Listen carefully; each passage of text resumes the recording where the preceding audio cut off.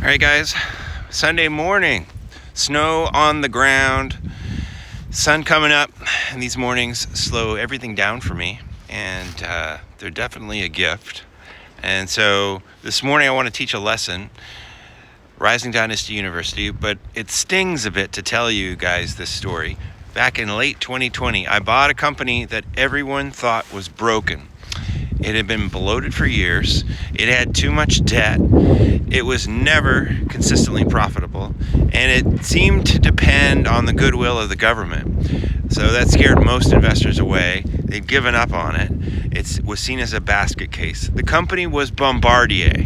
The stock was around $7 in November of 2020, and what people missed wasn't the past. It was what had changed at the company. They had a new CEO, a new CFO. They had a focused plan, a skinny down business. They sold off their low-end, mid-sized jets, like the Lear jets. They stopped trying to be everything to everybody, and they went in on an all-in, high-margin, top-end, private jet strategy. The company wasn't valued on earnings. It was valued on EV to EBITDA. And when it had a huge amount of debt.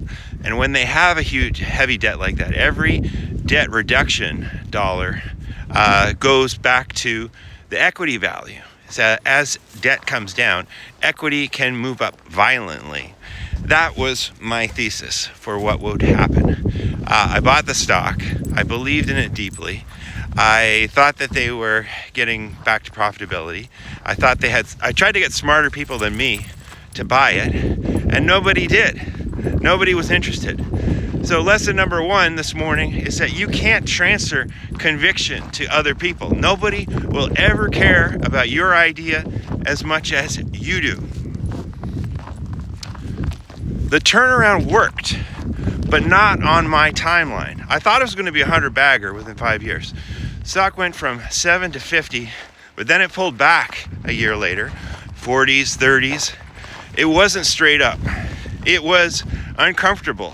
I thought the good money had been made, and I sold a year later. I told myself I'd get back in. I never did. So fast forward to today, 5.5 years later, the stock's around $279, a 50-plus bagger. They're profitable. They're cash flow positive. They just delivered their most advanced long-range jet in the industry, the 8000. They're going to have the lead in that industry for the next couple of years, probably, before somebody else comes out with a better one. So the thesis wasn't wrong, but I wasn't patient enough. So that's lesson number two. The biggest returns don't come from being right. They come from staying right longer than it feels comfortable. I also learned stocks don't move on your schedule.